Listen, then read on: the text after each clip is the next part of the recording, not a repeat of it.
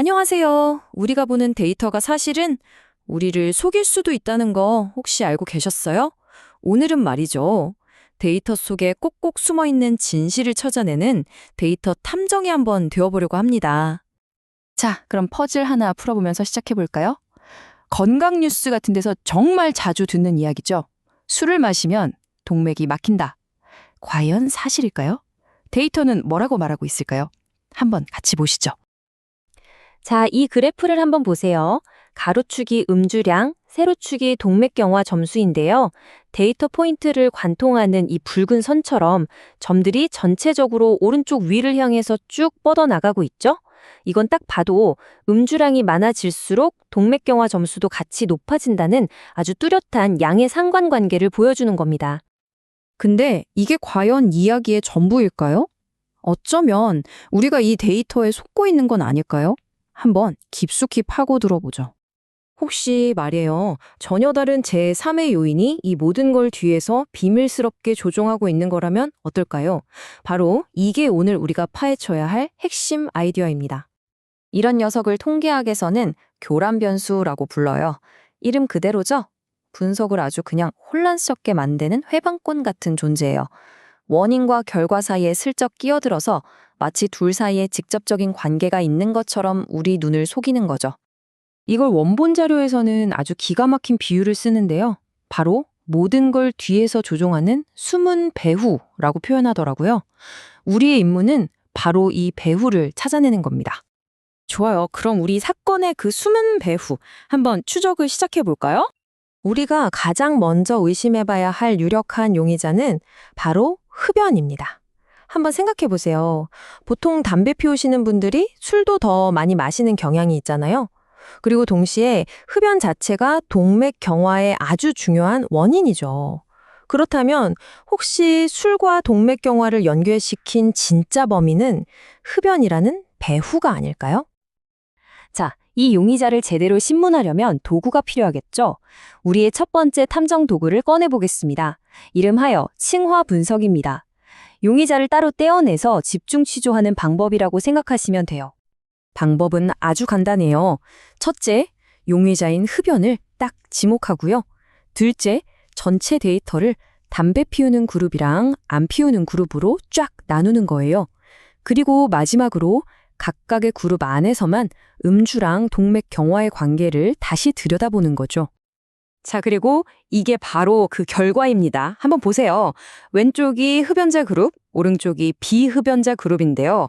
와, 이거 정말 놀랍지 않나요?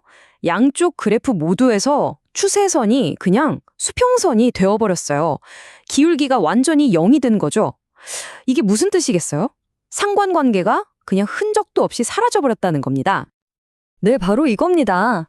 바로 이 순간을 위해서 우리가 달려온 거죠. 흡연이라는 변수를 딱 통제하고 나니까 술이랑 동맥경화 사이에 그 끈끈해 보였던 연결고리가 그냥 싹 사라진 거예요. 그러니까 우리가 처음에 봤던 그 뚜렷한 관계는 사실 흡연이라는 숨은 배후가 만들어낸 일종의 신기루, 착시 현상이었던 겁니다.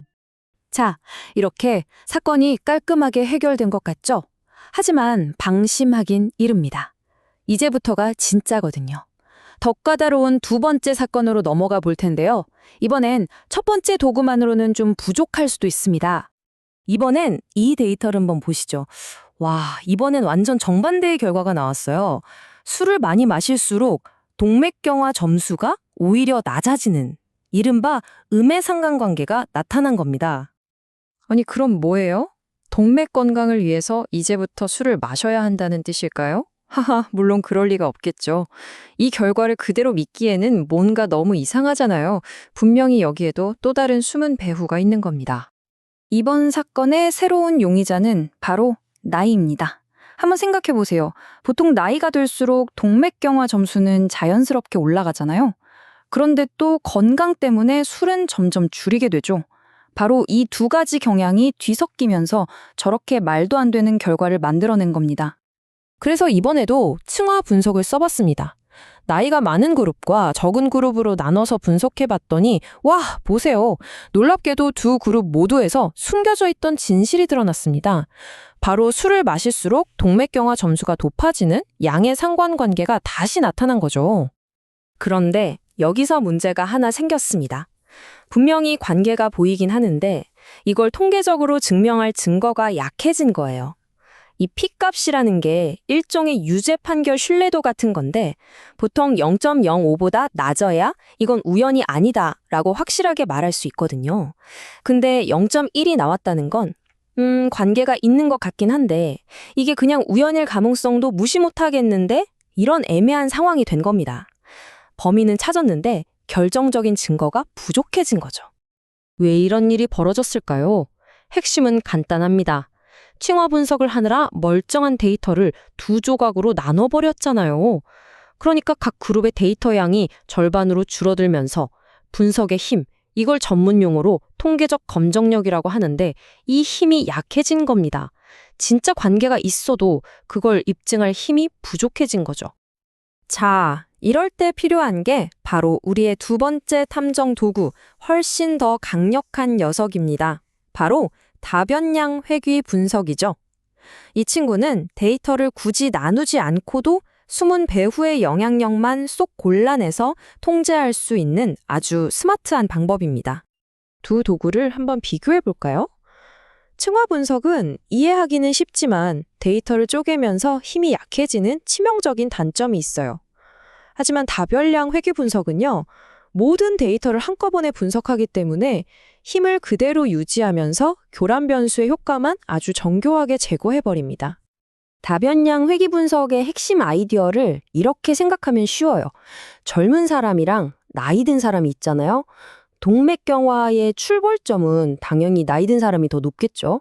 하지만 술 한 잔이 동맥경화에 미치는 영향 자체는 나이와 상관없이 똑같을 거라고 가정하는 거예요.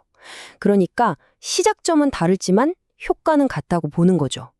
이 방법은 데이터를 나누지 않고도 이 공통된 효과의 크기만 정확하게 측정할 수 있게 해줍니다. 그리고 마침내 이게 최종 결과입니다. 이 두 개의 평행선을 보세요. 시작점, 즉 절편은 다르지만 기울기는 똑같죠?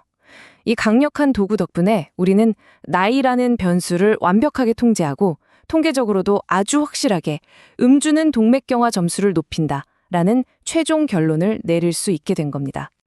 자, 이렇게 오늘 우리는 데이터 속에 숨겨진 진실을 파헤치는 두 가지 아주 강력한 도구를 손에 넣었습니다. 이제 여러분도 데이터 앞에서 속지 않는 훌륭한 데이터 탐정이 될 준비가 된 겁니다. 오늘 이야기의 핵심, 딱 4가지만 기억하세요. 첫째, 눈에 보이는 상관관계가 진짜 원인은 아닐 수 있다. 둘째, 항상 숨어있는 다른 녀석은 없을까 하고 의심해봐야 한다. 셋째, 층화 분석은 용의자를 분리해서 살펴보는 좋은 첫 단계다. 그리고 넷째, 다변량 회귀 분석은 데이터를 나누지 않고 더 강력한 증거를 찾아준다.